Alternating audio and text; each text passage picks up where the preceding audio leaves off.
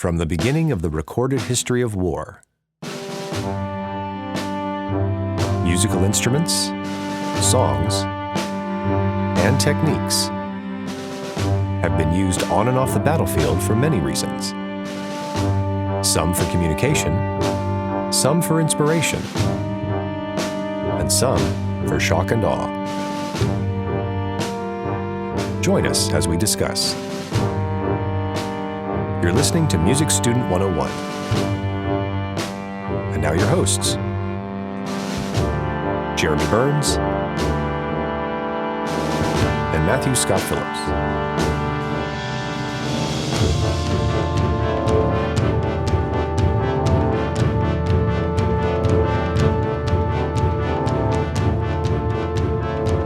Okay, we return. We are back.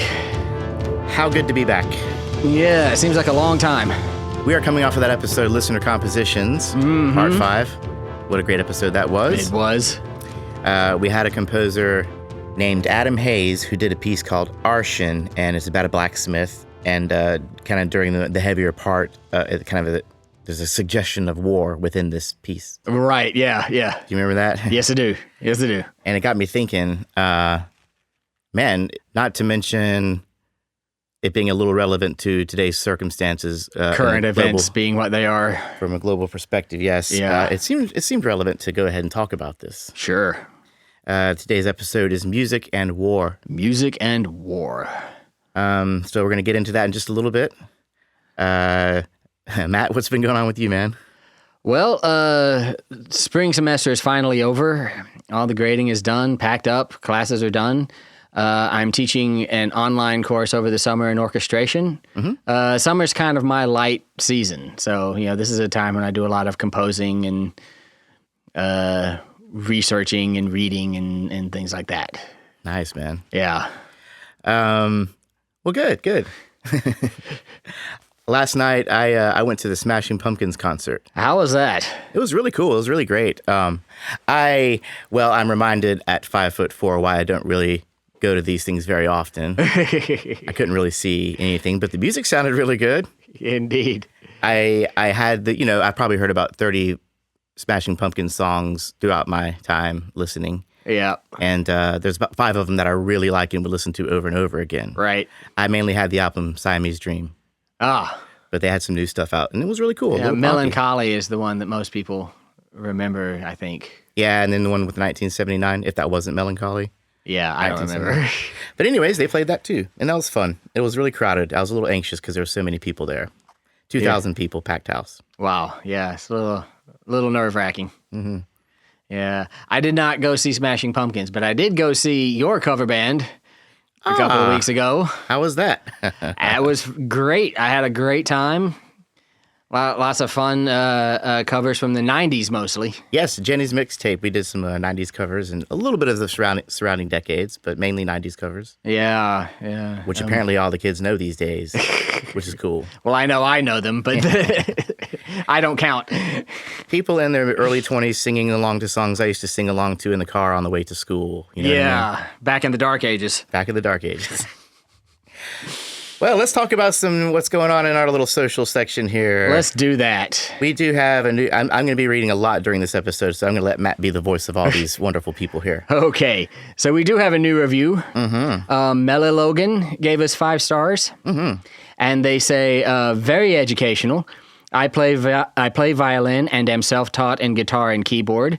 And while a lot of these episodes are beyond my music education level, harmonic progressions, diminished chords, just stick with it. Yeah. You'll get it. I listen to them anyway, and I guess I'm picking up on it. I have started seeing a difference in my playing as my music theory advances, and I'm glad to have this resource that is helpful and able to challenge me as well. And thank you so much for that review, Mela Logan. I do find that understanding of theory can help your performance, even though that may seem counterintuitive at first.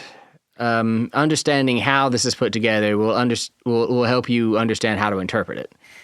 And I would say that Mela Logan is on a really good track. If you can play violin and guitar, then you're used to working in fourths and fifths. Yeah, absolutely. And then a keyboard is just an all-around great instrument to write and to compose on. You know, yeah. You can do harmonies and bass lines and melodies and stuff.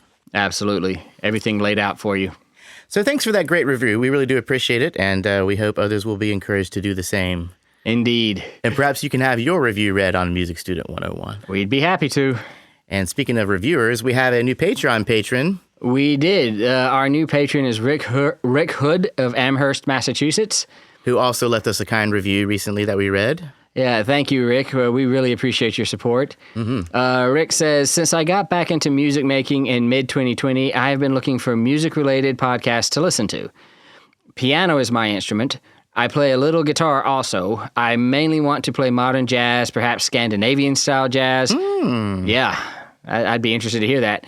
But also jazz versions of pop songs. Brad Mehldau and Josh Cohen come to mind.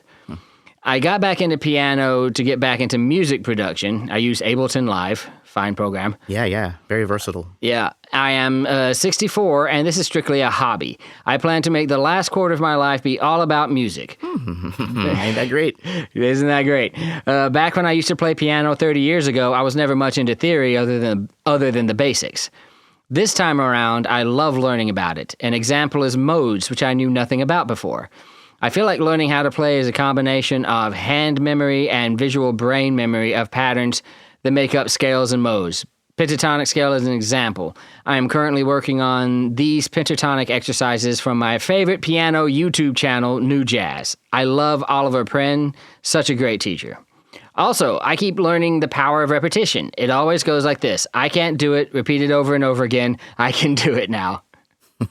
That is very powerful because repetition is not hard. It may be boring, but it's not difficult. Thanks for all your work on the podcast. All the best, Rick. All right. Yeah, and thank you so much, Rick. Thank you, Rick, for the kind words, and thank you for your Patreon patronage. Yes, isn't it just great to hear people getting into music in all phases of life and getting back into music. And yeah, we exist in part for those people. Yes, absolutely. A great part for those people. It seems like most of our listeners who write in are kind of in that demographic. Yeah, totally. So you can be like Rick and support us on Patreon if you like. Yes. We do a little thing where for $1 to $2 a month, you can get on the Patreon site and check out all of our videos and bonus episodes. There's probably about 15 of those up by now. Right, yeah. That alone. And then for $3, you get a little Music Student 101 mug type tumbler thing for your beverages. It's very nice. And then people who do $5 or more a month get the mug and also get a special episode if they so decide. Yes, we will answer a question that you pose in a special Patreon episode. Yes. What do you call it? Exclusively for the Patreon. Exclusively people. for the patrons. The patrons. So check it out. And on another plug note, you can also find cool merchandise and t-shirts and such on redbubble.com/musicstudent101. Excellent. Or just look us up on there. Awesome t-shirts. I have one. Matt has one. Yes, we do. Be like us. Be like us. Be cool. Be cool. Be cooler than us. Try and be cooler than us. Yeah. Oh, man. Okay, so let's move on, shall we? Thanks again, Rick. Thanks, Rick. And moving on, we do have a listener mail. Mm-hmm. Now we have a listener named Matt Fleischman, and he writes in with a good question and some other good news. Matt, you want to be Matt? I will be Matt. All right.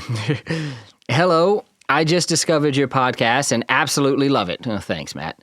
I am a multi-instrumentalist, and I am in the process of writing and recording an EP where my goal is to play all of the instruments and vocals. Mm-hmm. I also play in a band where we all have a part in the songwriting. I wanted to know if you, by any chance, do online virtual lessons. The podcasts are amazing, but there are a few specific things that I would like to dive further into.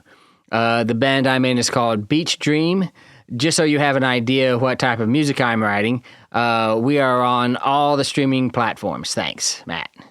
Yeah, I actually, while getting ready for today's episode, I was just kind of playing some of their music, and I really enjoyed it. I played it for Matt over here a little while ago in our little preamble to our show that we have.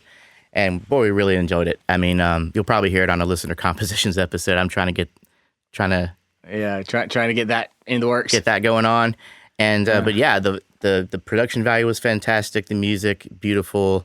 The vocalist, fantastic. It was just a really good sound overall. Yeah, that's great. Yeah, so good job, Matt, and good job, Beach Dream. Check them out on all Good platforms. job, Beach Dream. Yeah. You'll see what we're talking about.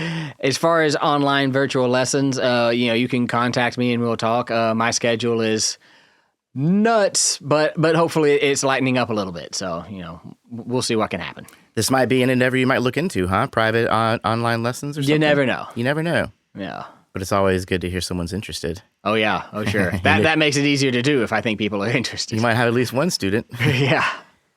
Hey, you guys write in and let us know if you think Matt should do it online. No pressure there, Matt. No pressure.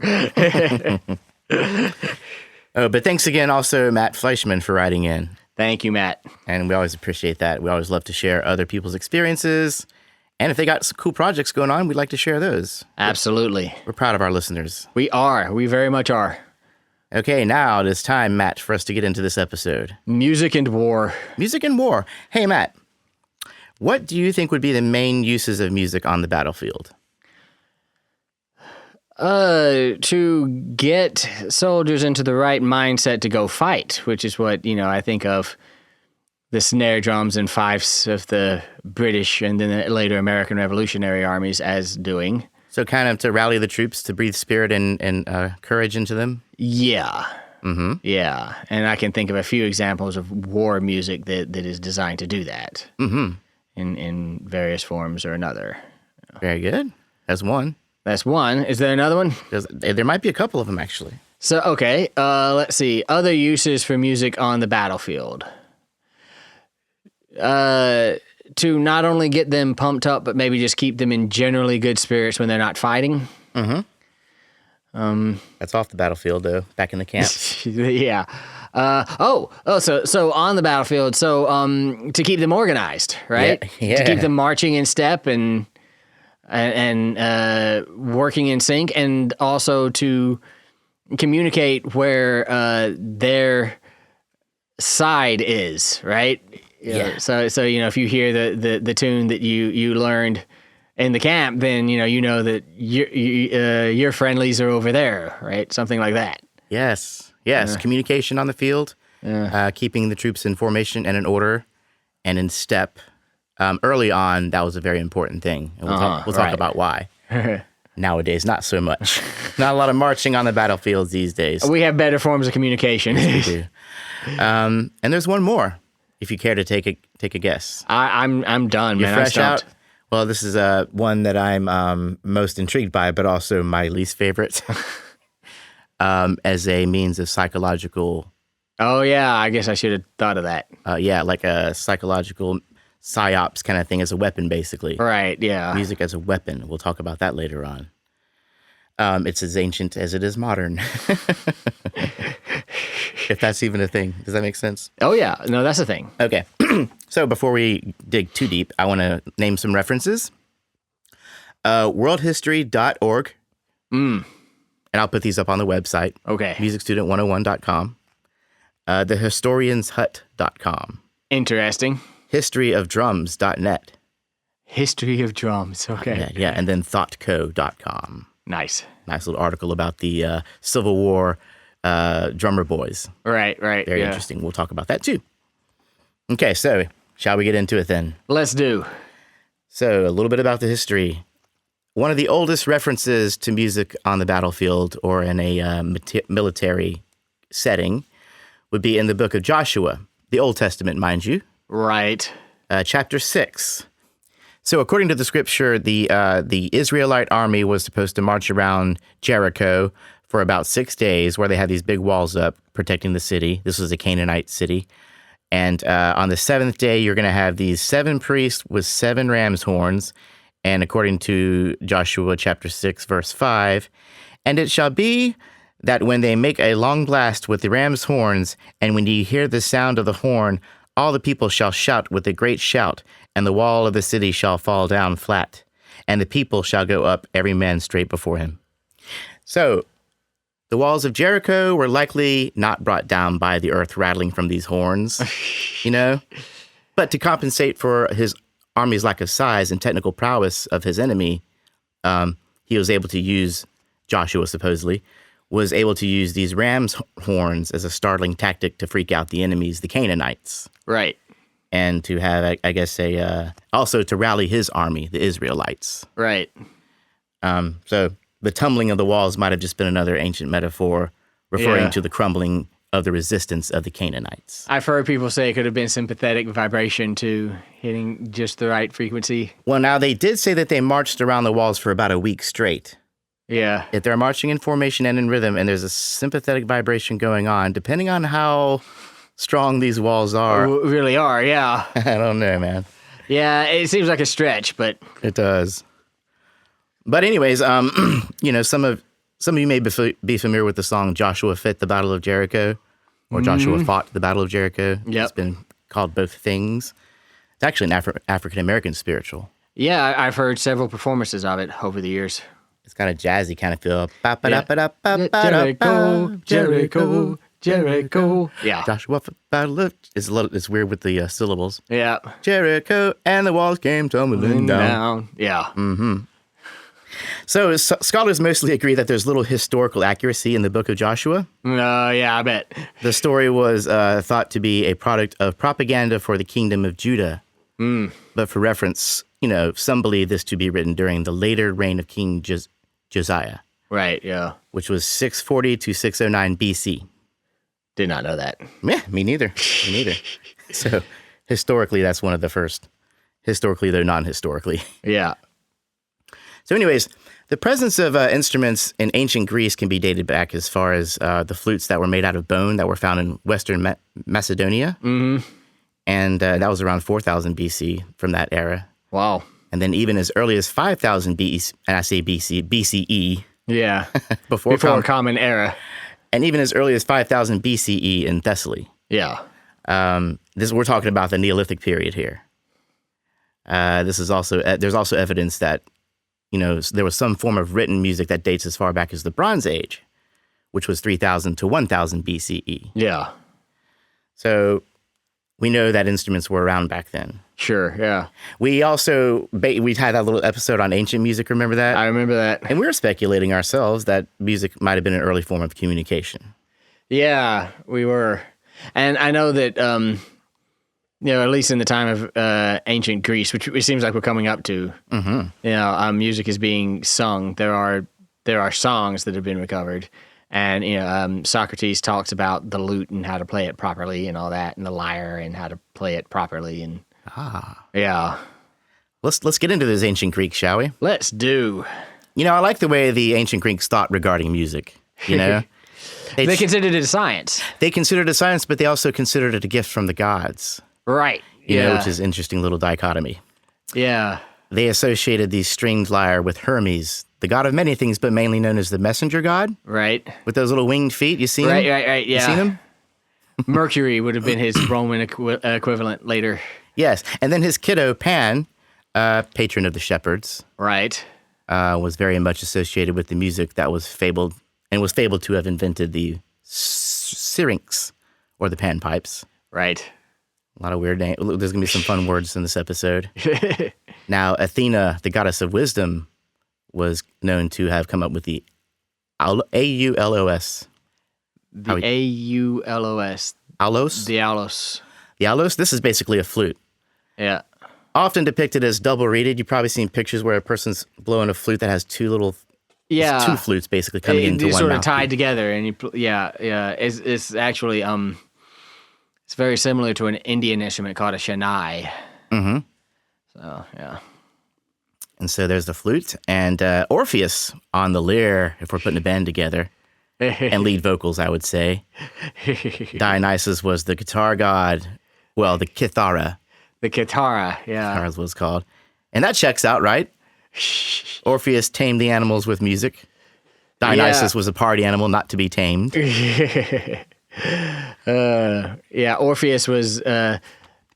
There's lots of. Isn't he the one that charmed Hades into letting his wife come back from the underworld? Ooh, I'm not sure about. I didn't get that far. Yeah, that rings a bell though. Yeah, I think that was Orpheus.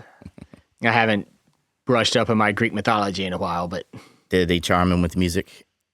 Yeah. All right. The power of music. Yes. But regarding the instruments that found their way onto the battlefield, they needed some means of communication that would stand out amongst all the screaming and shouting on the battlefield, right? Right. You can't be like, hey, fire, when everybody else is going, ah, Probably a lot of obscenities and so forth. Right, yeah. So something that could stand out. In the Spartan military, which was easily the most impressive of its time, in my humble opinion, at this time being 490 to 420 BCE, the cooks and the musicians were regarded importantly enough to be chosen by lineage. Wow. Yeah, which is kind of interesting. They were kind of regarded pretty highly. Yeah. The cooks, very important. They got to keep the soldiers well-fed, nourished, and happy on the battlefield, as happy as one can be. Yep. And the music kind of served the same purpose psychologically. Like you said, they would come back to their camps at the end of the day and raise their spirits, by songs and poems and tales of the heroes of yore. Right, yeah. Even today we say, hey, oh man, music must run in your family. You know what I mean? So I think that might have been a popular concept back then as well. Even back then, yeah, probably. Or maybe they just nature versus nurture, that you grew up around music. Musicians, and then, that happened to all of us. Yeah, so during these times, the woodwinds were likely something from the origins of the aloes we spoke of earlier. Right, yeah. And they were used to signal troops and keep their formations in order. The first findings of these were made of bone, like I said. Yeah. 5,000, 4,000 years ago. But over time, they were eventually made of wood, ivory, and metal. Probably easier to get. Easier to get, probably lasted longer. And so, more important, easier to get, unless you come across some vulture carcass. Yeah. You don't want to have to fight a big beast back then. Yeah. Or any time, really. So these would actually be used for communication on the march or on the field, but also, like I said, back at the camp. Right. The musicians in these scenarios would also play an accompaniment along with poems and odes to the great heroes. Yeah. So this would have a rallying effect for the troops and incite a little bit of patriotism. Yeah. So we know that songs, even before the battle begins, we have lots of propaganda and songs that we all know, that we all grew up with. Right, As I'm sure they did as well. It's interesting to me that these gods are associated with these different instruments. Mm-hmm. I would love to know more about that. Yeah, you could get a band together with all the gods, the rock god band. That'd be a fun thing to do. Yeah, you could call yourself the rock gods, right? Yeah. You know how Led Zeppelin, at some point they started calling each other elemental names. Each one had their own little symbol, Zoso or whatever it was. Yeah. And then the band Ghost from Sweden, they're all named after the elements, water, fire, and earth. We could have a band of gods and name each one, hey, I'm Zeus. Yeah, Zeus. Orpheus on the vocals. Athena. Who's the thunder god on the drums? Thor for the... Thor. Well, that's a Norse god, not a Norse Greek god, but still. Yeah. We'll talk about that later on. Okay. Back to the episode. Just that, the ideas just keep coming. Okay. So this concept kind of evolved and traveled around. We're talking about using the whistles and so forth on the battlefield. Right. The earlier versions of horns and tubas came into play. One we see a lot in ancient Greek and Roman art is the salpinx, which is a long, straight, bassy trumpet that bells out at the very end for more projection. Yeah, okay. And maybe it has a little flag with a crest on it. Maybe. You know what I'm talking about? Yeah. Playing those perfect fifths that we always associate with Greco-Roman music. Think about the Robin Hood cartoon, but this was way before the Robin Hood cartoon. Yeah. Right? And then another one initially used by the Roman military was the cornu, not to be confused with the cornet. Right, no, the cornu, Latin for horn. Mm-hmm. Cornu. And this is about 3 meters long, but curved into a G shape, kind of like a simple, skinny tuba, if you can imagine. With a little brace you can use to put it on your shoulder. Yeah, it was an actual horn sometimes, wasn't it? Like a ram's horn that was hollowed out. Well, there were ram's horns used, but this was more of a metal structure. Oh, okay. And then a very similar instrument was the bucina. You've got the 2 C's. It's bucina. Right? Bucina. Bucina? Yeah. Okay. And that was also used by the Roman armies. Very similar looking instrument. Like a big, long, metal curved tube. Yeah, it's just fascinating because in Italian, the name for horn, like we think of the typical French horn or whatever, the name is corno, right? Mm-hmm. Or corni for and it comes from cornu, which means horn. From way back when. Yeah. And this is the Roman army, so Latin. Right, Latin, sense. Yeah. The word unicorn Oh, yeah. Single horn. Single horn.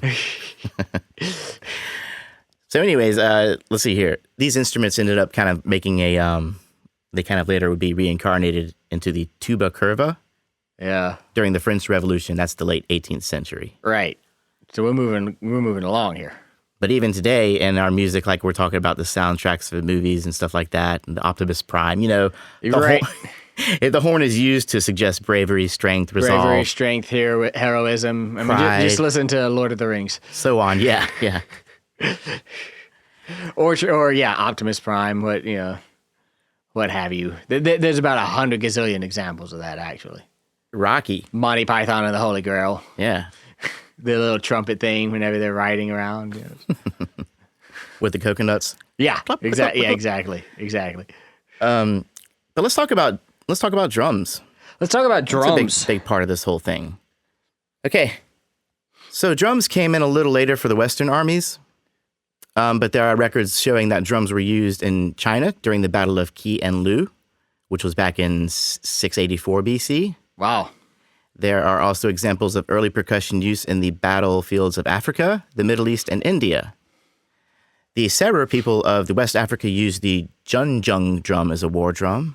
Okay. Junjung. It's fun to say, isn't it? Yeah, never heard of it, but It sounds like good. Sounds like a Star Wars character. The Asian cultures use drums to accompany martial arts training exercises That makes sense. to keep them all in rhythm. And Yeah. I bet that was an awesome thing to witness. I bet it was. So in many of these cultures, drums were used as a means of intimidation. Sure. You've got a small army. Maybe you get yourself a really Get a really big drum. Yeah. big drum line. Yeah. Coming over the hills, they'll think you're way bigger. Run like hell. Ideally. Now let's move around here. The Celtic armies were also known early on for their shock and awe tactics, right? Oh, sure. Before they were ever marching, they were sprinting full throttle, with painted faces, blood-curdling screams, and All of that good stuff. all to the accompany of drums, horns, and bagpipes, Matt. Yes. Bagpipes. Bagpipes. One bagpipe alone far away on a hill is pretty... Is enough. is plenty. Now, if you can imagine several or hundreds or whatever I cannot imagine. coming over the horizon, you hear that, what? What is that? It probably sounds like some kind of crazy beast, some kind of crazy alien creature. Not to mention, I imagine all these bagpipes were horribly out of tune because of the weather and morning dew. And the material they had to be made out of, which is probably not ideal, and Exactly. Skin, animal skin. animal skin, and wood or bone or something. But, this may not have been the first use of music for intimidation, right?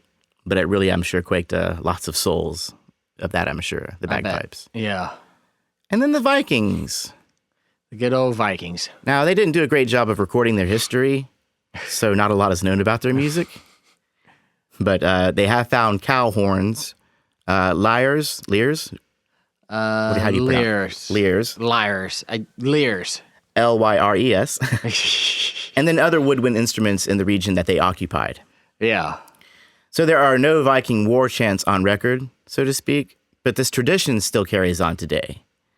I didn't realize this, but Iceland performed the Viking clap when they defeated England in the 2006 World Cup, and then again with a Viking clap in 2018. What is a Viking clap? I imagine the Viking clap is kind of based on one of these Viking war chants we're hearing about, Yeah, probably. Like I said, there's no record of it, but again, tradition carries it on. I imagine these were likely used for intimidation. Probably. They were Vikings, after all. They were. That's what they did. And if you're pillaging and all that stuff that they do and on the move all the time, maybe they don't have as much time to record. Probably not. they're Not writing a whole lot of stuff down. Okay, moving a little further in time. During the Crusades, which was 1095 to 1291 Common Era, the European armies were hearing these drums on the battlefield and decided that they might be useful for them as well. Yeah. So drums made their way into commonplace all throughout Western armies after this point. And this also contributed to their popularity within the civilian population. Yeah. It's hard not to want to get up and move when you hear a good steady beat. And a good Right. steady Yeah. pulse. Yeah. And I imagine a lot of those soldiers, when they eventually would leave the army, would take those things they'd learned back and introduce them into the civilian culture. Absolutely, yeah. And thus the spreading of the great tales of the heroes and so forth and so on. Absolutely, yeah. Beowulf and all those guys. Not only rallying the troops, but rallying the civilians who support the troops. Yep. So, yeah. And then by the 18th century, drums kind of took their place in what was known as linear warfare in the European armies. It's kind of interesting. It's you got 3 lines or ranks of soldiers standing shoulder to shoulder. Shoulder to shoulder. Soldiers shoulder to shoulder. Soldiers standing shoulder to shoulder. In three lines. The first rank, you might see this in some of these Revolutionary War recreations or even Civil War, or American Revolutionary War recreations, where the first rank, you got 3 lines, one behind each other. The first rank takes a knee and aims. Right, yeah, I've seen that. The second rank behind them aims over one shoulder. The third rank aims over the over shoulder. So they're all aiming, right? Without hopefully shooting each killing anybody in front of them. Yeah, and then they either do 3 volleys, bam, bam, bam, or they do 1 big volley, bam. So, muskets weren't terribly accurate back then, right? So that was one way to make sure they did a lot of damage and kind of have almost a machine gun effect, or one big shotgun effect. So anyways, in order for this to happen, these moments had to be pretty precise, like I said, given musket technology. Yeah. So enter the drums to keep them all in sync. To keep them in sync and also to keep them fired up. Exactly. So drums used for rhythm in marching, like we're talking about here, or for or as a coordination device, syncing device for coordination of attack volleys and campaigns. We know rhythm is a huge part of organizing movement. Absolutely. This is the main part of organizing movement.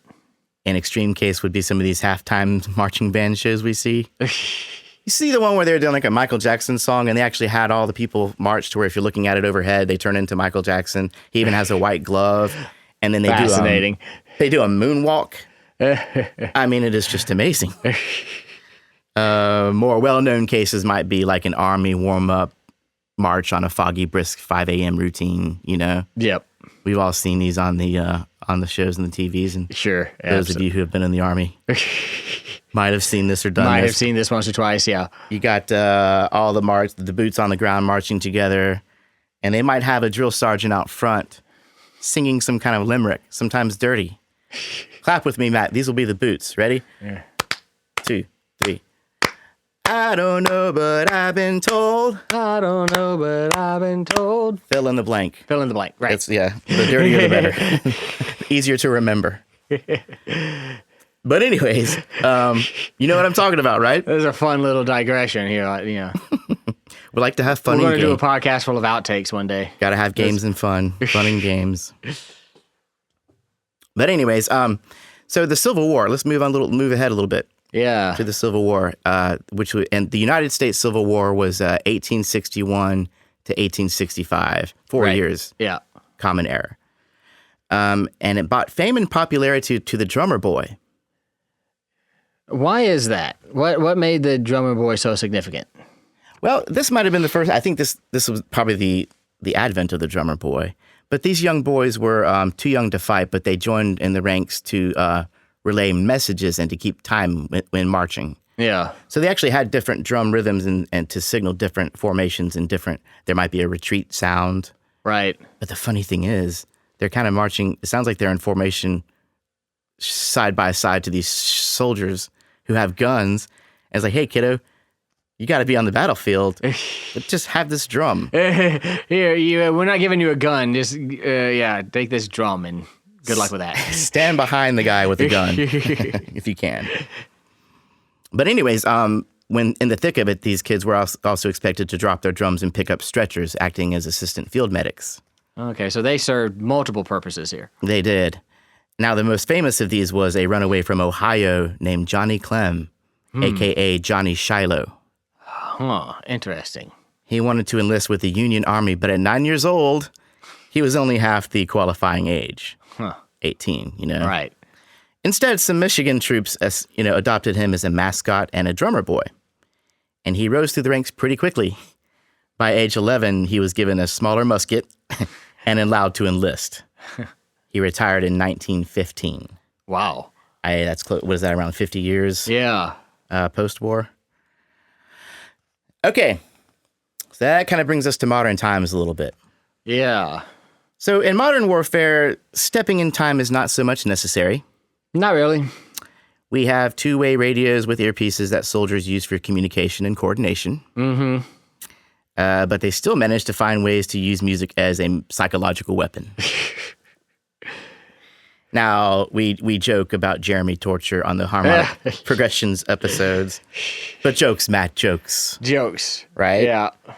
The use of music in efforts to subdue an adversary or to extract information has sadly been implemented on many an occasion. Like what? I'm glad you asked, Matt. On Christmas Day, 1989, Yep. Manuel Noriega was holed up in the Vatican Embassy in Panama City. It's in Panama, the country off. Yes, not to be confused with Panama City Beach, United States here.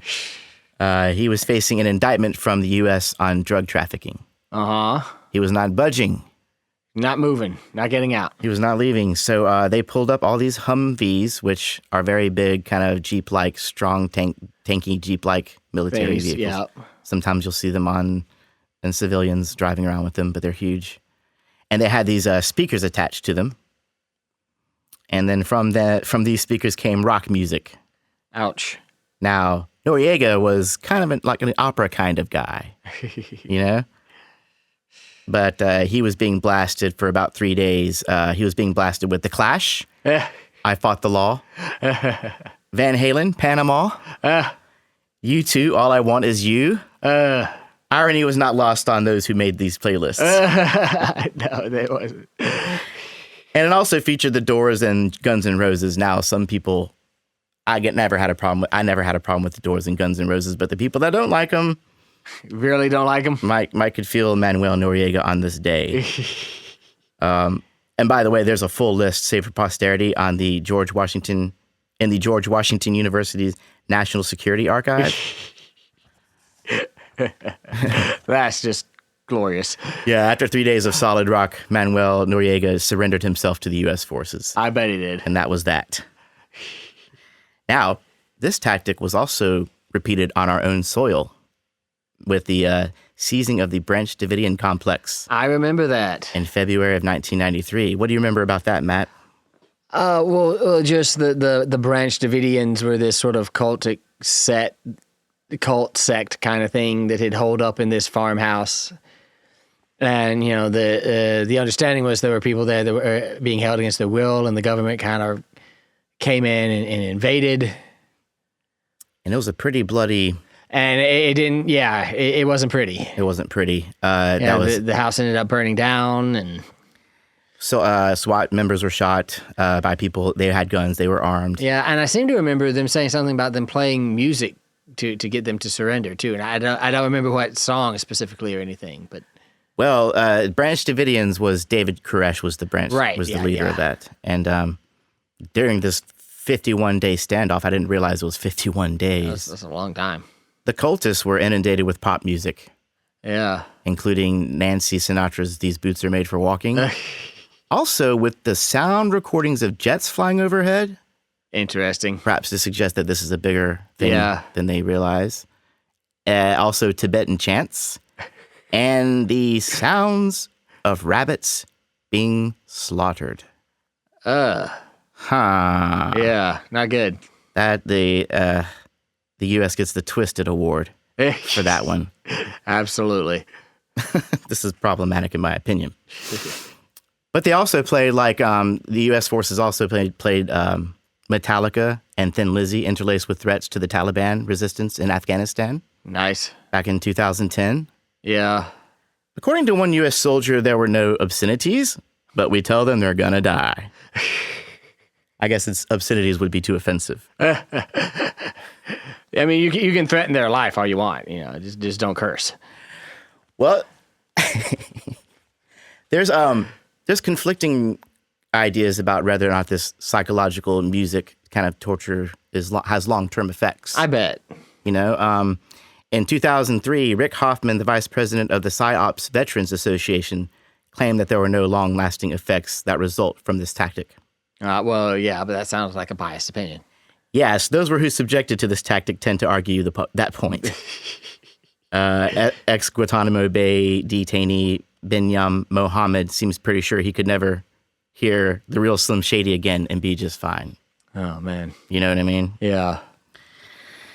So, that's kind of the history up into modern warfare.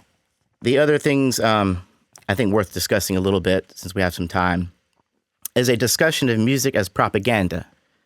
Yeah. Now we're going off the script here a little bit. Yeah, let's go off the script. Well, we haven't really talked about a lot of classical music or composers, and so one composer that comes to mind when I think about propaganda music is Wagner. Matt, you could probably speak on Wagner. Oh, could I? Yeah. Wagner was, he was German. Yes. First thing you need to know, right? He was an Austro-German composer in the late 19th century. And he is one of the great towering figures of classical music. People talk about Wagner all the time. Mm-hmm. You know, if you've ever heard Flight of the Valkyries. Oh, yeah. Kill the rabbit. Yeah. That's Wagner. Uh-huh. Very sensational, very huge textures. Gigantic.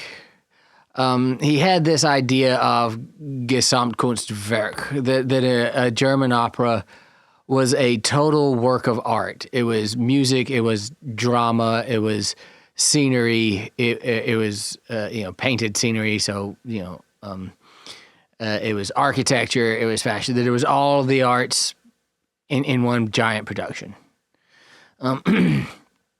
So he is one of the towering figures of 19th century opera and of classical music in general. Problem is, he very much believed in the superiority of the German race.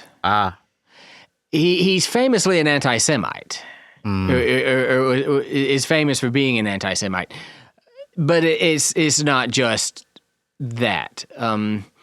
He believed that opera had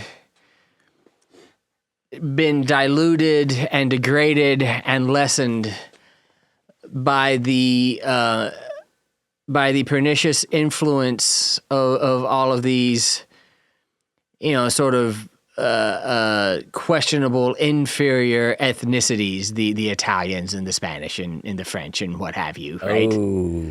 Yeah. These Mediterranean characters like the Italian Giuseppe Verdi, for example, a prime example of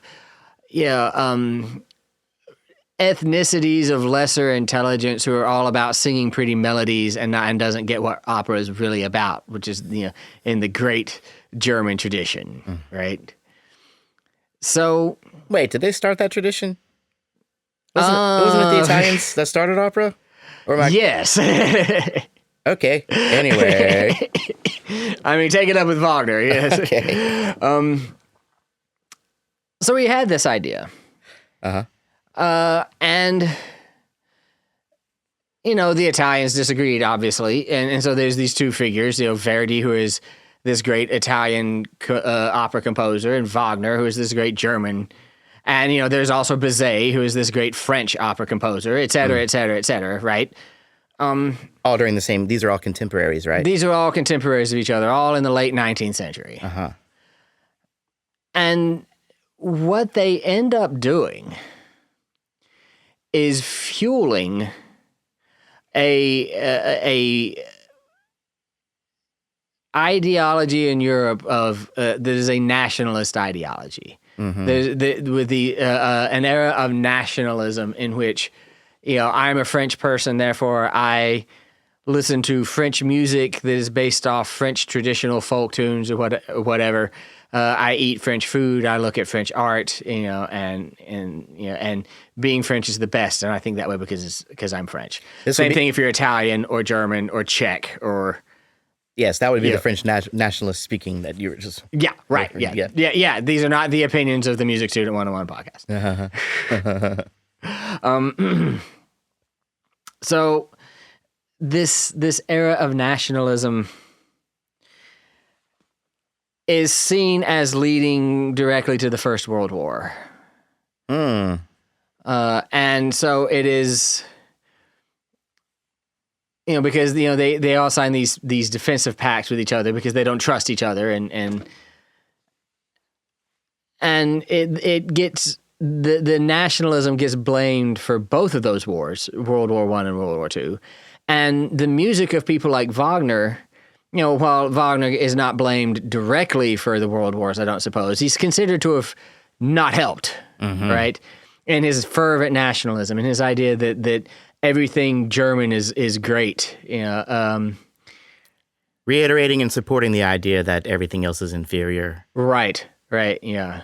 He drew off ancient Germanic mythology for the plots of his operas, and so yeah, he's kind of thought of as blamed in part, and he drew from German mythology to create the plots of his operas, everything about him, and he believed this, and other people from other countries in Europe believed this, and that's how we got into this World War, and that's actually what a little bit started the movement between the World Wars and after the World Wars to sort of abandon the tonal harmony tradition, because it was seen as part of this kind of Austro-German tradition that had led to nationalism. And that had led to these extremely destructive world wars. I mean, I'll give you one guess who Hitler's favorite composer was, for clear reasons, right? So yeah, you can say that music, wonderful as a tool as it is, sort of led to all of this great, or at least contributed to all of this great destruction. Would that have not had happened had Europeans not been so caught up in all of this? Oh yeah, nationalism in general. Yeah. Right on. Did you remember that show Curb Your Enthusiasm? Did you ever watch any of those? Absolutely. Larry, so for those in the U.S. are probably familiar with the show Seinfeld. Right. Along with Jerry Seinfeld was the co-creator Larry David. Yeah. And on HBO, he had his own show called Curb Your Enthusiasm. And there was one episode where he was whistling some Wagner. Larry is a very Jewish person. He's a very Jewish person. As you can get. He's whistling some Wagner, and then a fellow Jew recognizes that tune and comes down on him hardcore, calls him a self-loathing Jew because he's whistling Wagner. Larry gets revenge by hiring a chamber orchestra to show up on his front lawn at 4:00 in the morning. In true Curb Your Enthusiasm fashion, yeah. Wow, how do you whistle Wagner? Wagner is not known for being whistleable. I don't think, but... Well, there's another fun thing I think is worth listening to regarding all this propaganda music thing. Yeah. There was a podcast called The Winds of Change. Did you ever listen to that? No. Based on the Scorpions song. Do you remember that? I remember the Scorpions song, yeah. Take me to the magic of the moment. Yeah, that one, yeah. They, there was this big kind of this speculation that somehow maybe the U.S. CIA had some links to this band and this song because it was used to kind of to bolster or to what would it be like against communism? To inspire the fall of the Soviet Union. Yes, and to inspire public sentiment and fervor in favor of the dissolution of European communism. Yes, you couldn't have said it better myself. So that was a fun little podcast to listen to. I'm not going to spoil it. Okay. About 7 or 8 episodes. But they do finally talk to the guy from the Scorpions, Klaus. And he's a great little interview. It's great.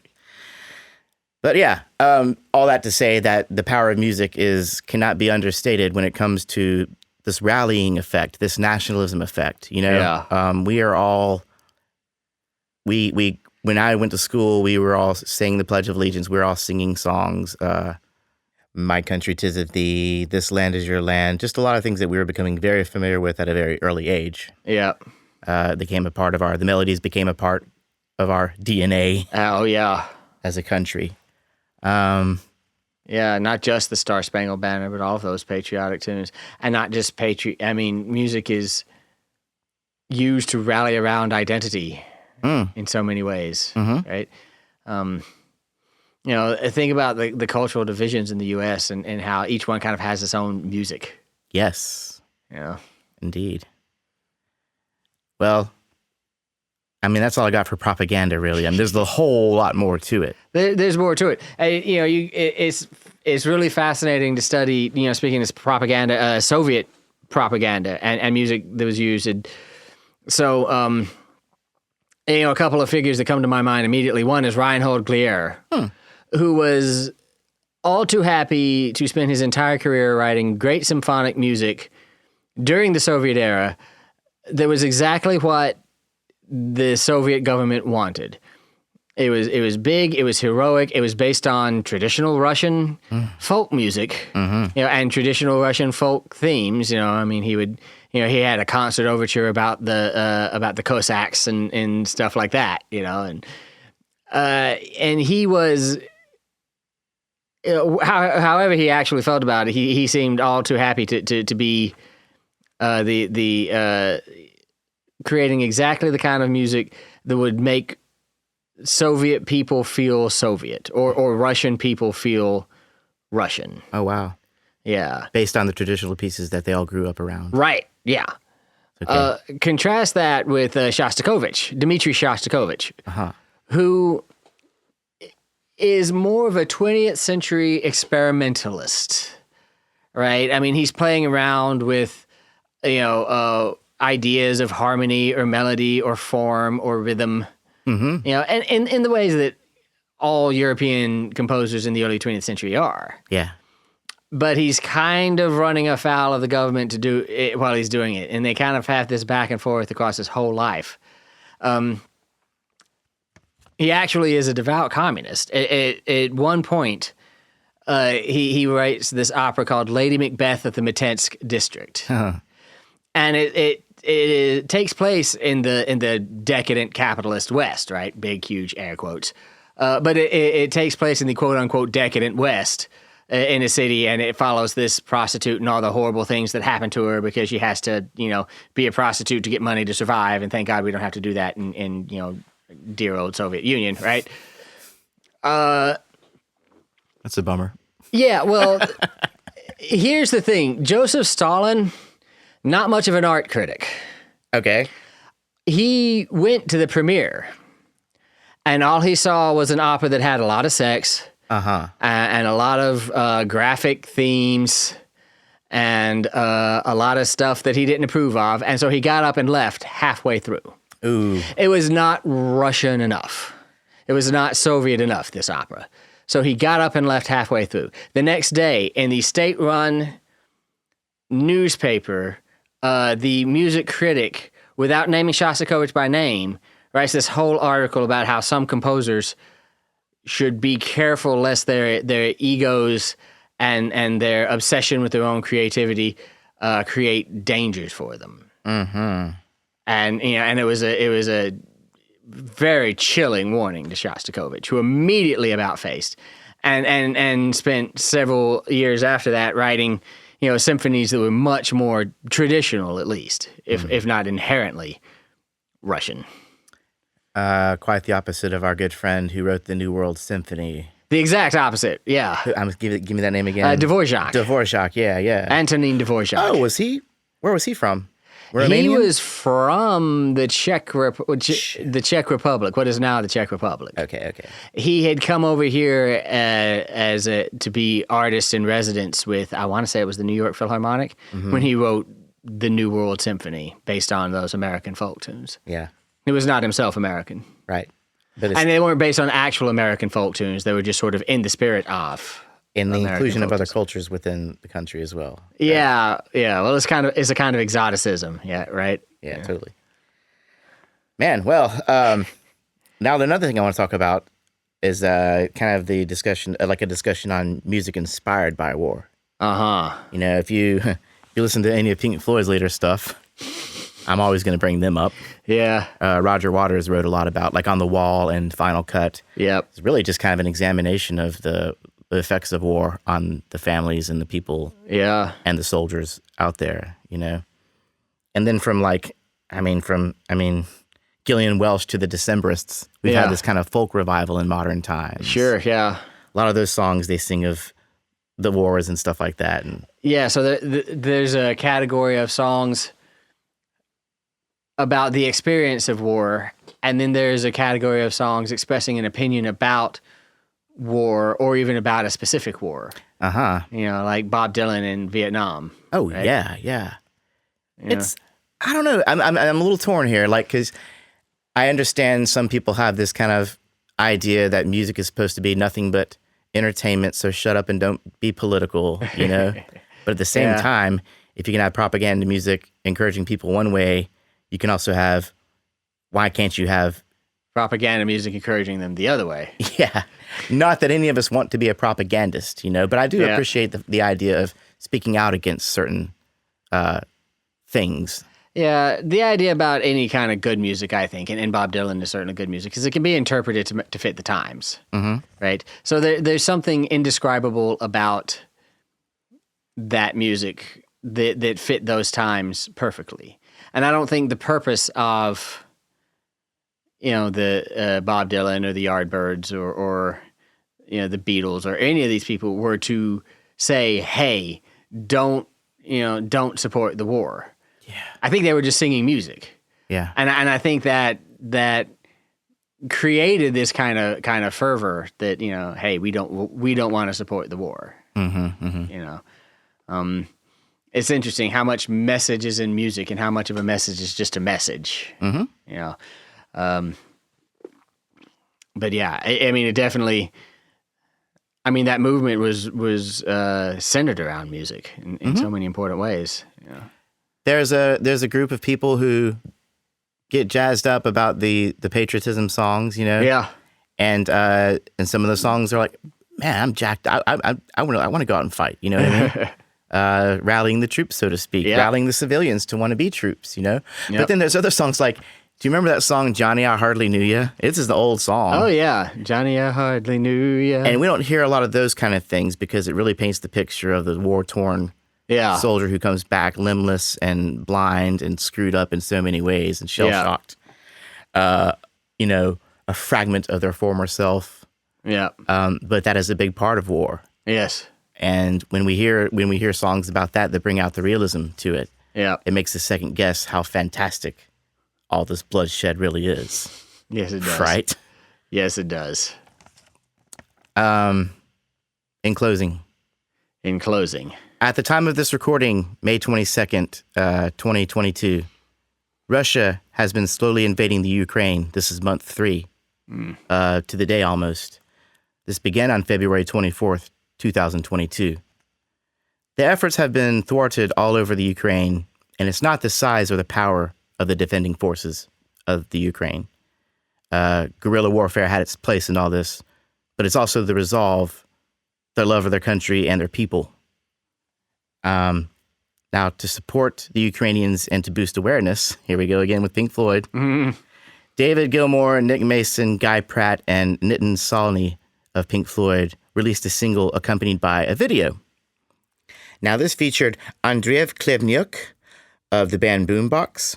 Yeah. Now, this gentleman is a Ukrainian who was touring the U.S. and ended his U.S. tour with the band Boombox to fight the Russian invasion in his homeland. Yeah. So Andriy sings "The Red Viburnum in the Meadow" while Pink Floyd backs him. This was a Ukrainian protest song that was written during World War I. The video is called "Hey Hey Rise Up," which is based on the last lines of the song. And as of this day, it has just under 10 million views. So check that out. In many ways, now music being so, we can access it so much more. Things go viral so much faster. Yeah. I think this was a positive thing to raise awareness for people and put a face to some of these people who are struggling so much. Put a face and a voice, you know? So it can be used for good. It can be used for ugly. We talked about, we didn't even get into those, You remember the episode we did on the acoustics, or where we were talking about weapons that shoot low frequencies? Yeah, low frequency vibration things, yeah. Into the crowds to make them feel uncomfortable. Yeah. And maybe almost feel like they have to have a bowel movement in some cases, and they got to get out of there.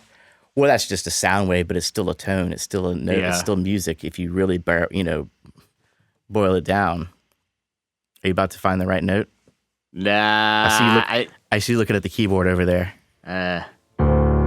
That's about as close as you can get. That didn't do anything to me. Good. But yeah, so music and war, boy, they just seem to have kind of gone hand in hand throughout time, Yeah, but music has gone hand in hand with everything throughout time. Love, Yeah. celebration, ritual, Death. Chaos. Order. and just having fun. So, Music is life. music is life. Music is death. Music is war. Music is peace. Oh, we got to write this down, Matt. Yeah. We're not going to top that. So On that thanks note, for listening, everybody. we'll see you again soon. Bye. It's hard to do this topic justice in just a single episode.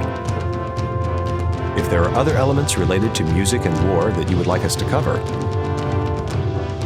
write to us at info@musicstudent101.com. You can support us financially at patreon.com/musicstudent101.